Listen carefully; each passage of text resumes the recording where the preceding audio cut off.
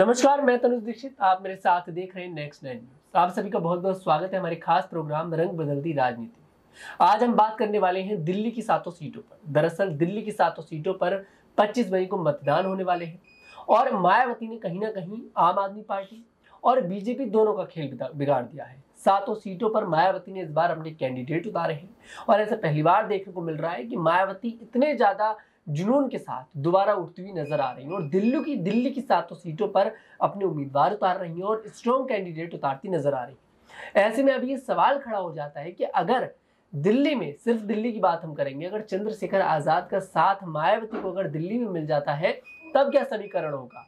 तब क्या बीजेपी और आम आदमी पार्टी का जो खेल है बना बनाया वो पूरा बिगड़ता हुआ नजर आएगा?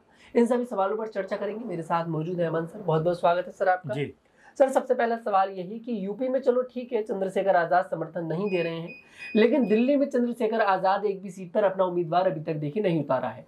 तो क्या ऐसे में मान लिया जाए कि वो कहीं ना कहीं जो बहन जी अपना खेल बनाती हुई नजर आ रही है उसको बिगाड़ना नहीं चाहते हैं? जी, देखिए बिल्कुल आज़ाद के बारे में जब भी बात होती है तो बिल्कुल यही बात होती है कि सिर्फ वो उत्तर प्रदेश तक सीमित नहीं रहना चाहते। आप देख रहे हैं कि चाहे बिहार की बात आप करें, मध्य प्रदेश की बात करें, राजस्थान की बात करें, सभी जगह पर उनके जो प्रत्याशी हैं वो कहीं न कहीं नज़र आ रहे हैं। इससे आप समझ सकते हैं कि आज़ाद जो हैं वो उत्तर प्रदेश से भी बाहर की सीमाओं में जाना चाहते हैं। लेकिन हैरानी इस बात को लेकर हो रही है कि आज़ाद ने अब तक दिल्ली में एक भी सीट पर चुनाव लड़ने का अनाउंसमेंट नहीं किया है, ना ही इसको लेकर कोई बात अभी तक रखी है। जबकि अगर दिल्ली के लिहाज से बात की जाए तो संत रविदास मंदिर को लेकर जो जिस तरह का आंदोलन उन्होंने किया था, जिस तरह की उन्होंने कह सकते हैं इसको लेकर अपना जो तल्ख रुख दिखाया था, वो अपने आप में उनको बड़ी लोकप्रियता दिलाता हुआ नजर आया था। लेकिन दिल्ली में अगर वो नहीं लड़ेंगे चुनाव या उनके पार्टी का कोई भी नुमाइंदा नहीं आएगा तो जाहिर सी बात है कि दिल्ली में जो उनका मशहूर होने का या लोकप्रिय होने का जो एक तरीका था उसको कोई फायदा होता हुआ नजर नहीं आएगा। उनको यहाँ पर अपना प्रत्याशी जरूर उतारना चाहिए। वहीं आप जिस तरह से बीएसपी की बात कर रहे हैं,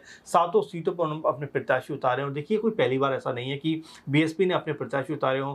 पिछले चुनाव में, इससे पहले के चुनाव में भी लगातार मायावती दिल्ली में अपने प्रत्याशी उतारती रही हैं। लेकिन उन प्रत्याशियों को सफलता कितनी मिली है इसको लेकर बहस हो सकती है। लेकिन देखिए अपनी पार्टी को मजबूत करने के लिए आपको लगातार ज़मीनी स्तर पर काम करना पड़ेगा। अपने जो कार्यकर्ता हैं, जो लोग हैं, उनको कह सकते हैं कि डोर टू डोर भेजना पड़ेगा, तब कहीं जाकर आपकी पार्टी मजबूत होती हुई नजर आएगी। वही काम मायावती शायद नहीं कर पा रही हैं कि प्रत्याशी तो उतार रही हैं, लेकिन घर घर जाकर या यूँ कहें कि हर जो क्षेत्र के अंदर जाकर वो प्रचार प्रसार नहीं कर पा रही। इसी वजह से जो बसपा का कद है वो लगातार घटता जा रहा है और लगातार सिकुड़ता जा रहा है। वहीं आज़ाद समाज पार्टी की बात करें तो उत्तर प्रदेश में तो खासकर उनकी जो मजबूती है वो अब काफ़ी दिखाई दे रही है। वहीं राजस्थान में भी वो है कई सीटों पर मायावती से भी ज़्यादा स्ट्रॉन्ग नजर आते हैं। तो ये अब देखिए कि आने वाले वक्त में अगर आज़ाद ने इसी तरह से अपनी पार्टी को आगे बढ़ाया तो उनकी पार्टी कह सकते हैं कई राज्यों में नजर आ सकती है। नगीना सीट पर वो खुद चुनाव लड़े हैं। ऐसे में अगर वो यहाँ से चुनाव जीतते हैं तो संसद के अंदर वो आवाज़ बुलंद करते हुए नजर आएंगे आज़ाद समाज पार्टी की तरफ से।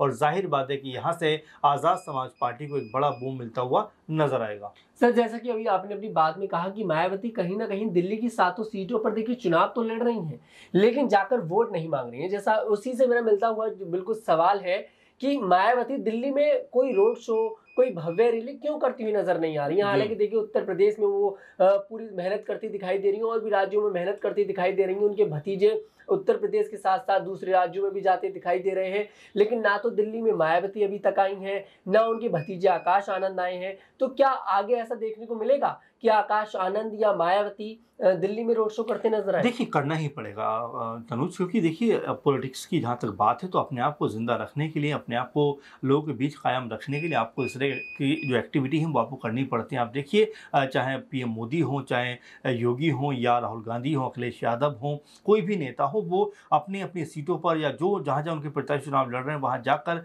लगातार लोगों को कम्युनिकेट करने का काम करें, लोगों को अपने साथ जोड़ने का काम करें। ये बताता है कि कितनी दिलचस्पी उनको चुनाव लड़ने में है। वहीं मायावती भले ही अपने प्रत्याशी तो उतारती हैं, भले अपने प्रत्याशियों को कई सीटों पर, दिल्ली की 7 सीटें वहाँ पर भेजती तो हैं, लेकिन उनके लिए एक जो माहौल है वो तैयार नहीं करती। देखिए राजनीति में सिर्फ चुनाव लड़ना काफ़ी नहीं होता, चुनाव जीतने की जो कला है उसको भी कहने के समझना पड़ता है, सीखना पड़ता है। और मायावती से बेहतर शायद इस कला को सीखने का हुनर किसी के पास नहीं होगा, क्योंकि जिस तरह से उन्होंने शुरुआत की, जिस तरह से उन्होंने कह सकते हैं ज़मीन लेवल से उठकर मुख्यमंत्री लेवल तक का सफ़र तय किया, वो अपने आप में बताता है कितनी मेहनत उन्होंने की होगी, कितनी तरह से अपनी पार्टी के लिए काम किया होगा, पार्टी का प्रचार प्रसार उन्होंने किया होगा। लेकिन उस तरह का प्रचार प्रसार अब देखने को नहीं मिल रहा है। यही वजह है कि बसपा की जो स्थिति है वो बहुत बेहतर नज़र नहीं आती। कमज़ोर दिखाई पड़ती है। कई तरह के सवाल उठते हैं कि आखिर मायावती जो उनकी पार्टी के बड़े लीडर्स हैं, वो अपनी सीटों के ऊपर जाकर क्यों धूमधाम से या बड़े स्तर पर प्रचार प्रसार नहीं करते हैं, एक कह सकते हैं महारैली का आयोजन नहीं करते हैं, रैलियां करते हुए नजर नहीं आते। तो ये जाहिर सी बात है कि मायावती का जो पार्टी है बसपा, उसका लगातार कद कमज़ोर हो रहा है, क्योंकि घरों से बाहर निकलने का जो प्रयास है वो ना के बराबर है। इसीलिए पार्टी को वो तवज्जो नहीं मिल रही जो अब तक कह सकते हैं 2012 तक मिलती रही है। 12 के बाद से लगातार बसपा पार्टी का जो स्तर है वो लगातार गिरा है, लगातार कमज़ोर हुआ है, उनका जनाधार भी घटा है। तो ऐसे में अब पार्टी को सोचना चाहिए कि अगर उनको अपनी कह सकते हैं पार्टी का कद मजबूत करना है, पार्टी को बढ़ाना है, तो बिल्कुल ज़मीनी स्तर पर उतरना पड़ेगा, उसके अलावा कोई चारा नहीं है। बिल्कुल, देखिए कोई चारा दिखाई नहीं देता है, लेकिन चंद्रशेखर आज़ाद जो उत्तर प्रदेश में तो मायावती को टक्कर भी देते नजर आते हैं, उनको कंपेयर भी अब तो देखिए मायावती से किया जा रहा है।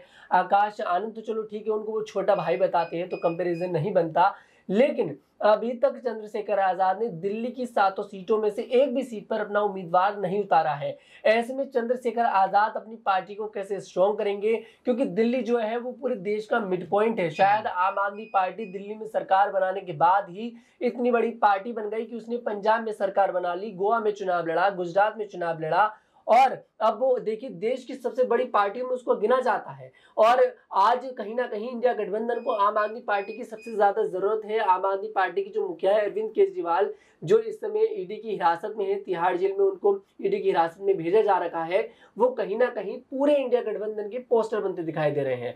ऐसे में इस बात को चंद्रशेखर आजाद क्यों समझते नजर नहीं आ रहे कि दिल्ली की सीटों पर उम्मीदवार उतारना बहुत जरूरी है। तो कहीं ना कहीं बैकफुट से चंद्रशेखर आजाद मायावती को अपना समर्थन दे चुके हैं, हालांकि खुलकर सर देखिए ऐलान नहीं कर रहे हैं।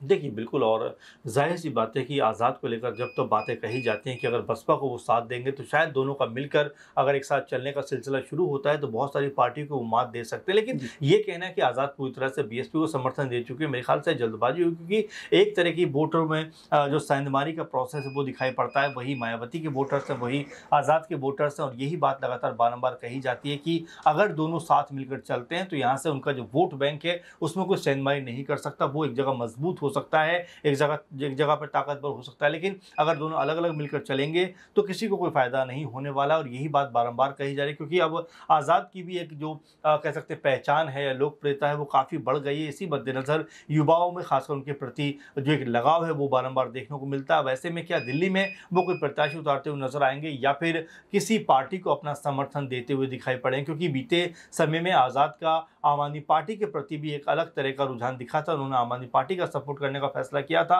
तो क्या अब भी ऐसा दिखेगा कि वो आम आदमी पार्टी के साथ खड़े होंगे या फिर कह सकते हैं कि बैकडोर से वो बीएसपी का समर्थन करते हुए नजर आएंगे? सर मैं बस आपसे आखिरी सवाल लेना चाहूंगा, लेकिन सवाल थोड़ा सा अलग है। इस बार देखिए नॉर्थ ईस्ट दिल्ली सीट से मैदान में मनोज तिवारी और कांग्रेस की तरफ से कन्हैया कुमार है। कन्हैया कुमार का कहीं ना कहीं विरोध किया जा रहा है, आपने बिल्कुल देखा होगा कांग्रेस पार्टी में ही उनका विरोध चल रहा है कि इनको उम्मीदवार क्यों बनाया जा रहा है। और आपने देखा होगा कि चंद्रशेखर आजाद इस बार कुछ ऐसे जो उम्मीदवार हैं जिनका विरोध किया जा रहा है, जो निर्दलीय चुनाव लड़ रहे हैं, जिनको पार्टी से पूरा साथ नहीं मिल पा रहा, उनके समर्थन में उतर कर आ रहे हैं। पप्पू यादव के समर्थन में उतरते नजर आए, हिना साहिब के समर्थन में अभी देखिए खुलकर ऐलान नहीं किया है, लेकिन बोला था कि हम जल्दी इस बात का ऐलान कर देंगे। तो क्या कन्हैया कुमार के समर्थन में चंद्रशेखर आजाद दिखाई देंगे? देखिए अभी बहुत सारी बातें हैं कि बिल्कुल आपने सही कहा, कन्हैया कुमार को लेकर कांग्रेस पार्टी के अंदर भी अंतर कलह चल रहा है, और जाहिर बात है कि जिस तरह से उनको पद पर बैठाया गया है, उनको प्रत्याशी के तौर पर उतारा गया है, तो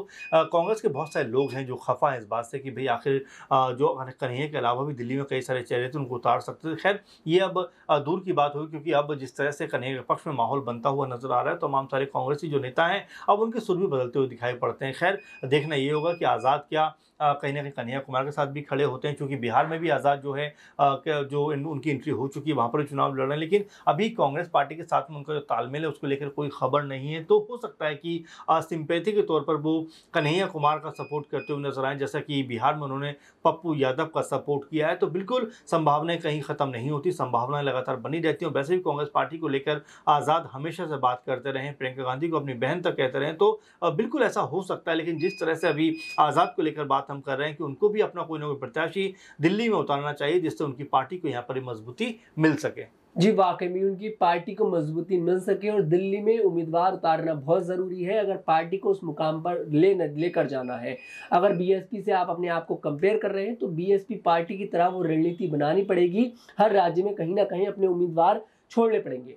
खैर, इस सब पर आपकी क्या प्रतिक्रिया है कि चंद्रशेखर आज़ाद का दिल्ली में मायावती को समर्थन मिलेगा या नहीं, या दलित वोट चंद्रशेखर आज़ाद की तरफ ज़्यादा झुकाव करता दिखाई देगा या मायावती की तरफ? इस पर अपनी प्रतिक्रिया जरूर दें। अगर आपको हमारा वीडियो पसंद आए, हमारे वीडियो को लाइक करें, शेयर करें और हमारे चैनल को जरूर सब्सक्राइब करें।